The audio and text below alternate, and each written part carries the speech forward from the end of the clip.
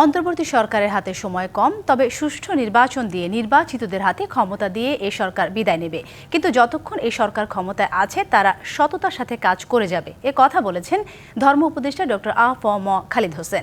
বৃহস্পতিবার আগারগাঁওয়ের ইসলামিক ফাউন্ডেশনে আয়োজিত নৈতিকতা ও ধর্মীয় মূল্যবোধ উন্নয়নে মসজিদ ভিত্তিক শিশু ও গণশিক্ষা কার্যক্রম অষ্টম পর্যায়ের শীর্ষক প্রকল্পের বই বিতরণে উদ্বোধনীতে তিনি কথা বলেন। তিনি আরও বলেন, বিশ্ববিদ্যালয় পর্যায়ে পবিত্র কোরআনের তালিমের ব্যবস্থা করা হবে। এ সময় প্রধান উপদেষ্টা বিশেষ সহকারী আলী রিয়াজ বলেন, ভবিষ্যতের বাংলাদেশকে নিপীড়ন মুক্ত করতে সবাইকে একযোগে কাজ করতে হবে। এই সুযোগ যেন হেলায় হারিয়ে না যায়। সুষ্ঠু অবাধ নির্বাচন দিয়ে নির্বাচিতদের হাতে ক্ষমতা দিয়ে আমরা বিদায় হব।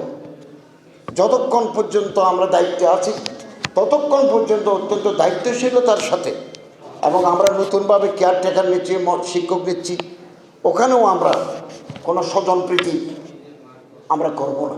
সরকার ক্ষমতায় আছে, আমি বলি না ওনাদেরকে দায়িত্ব দেওয়া হয়েছে, দায়িত্বটা পালন করে চলে যাবে। তখন আমাদের দায়িত্ব হবে ভবিষ্যতের বাংলাদেশটা নিপীড়ন মুক্ত হয়, বেইনসাফি না হয়।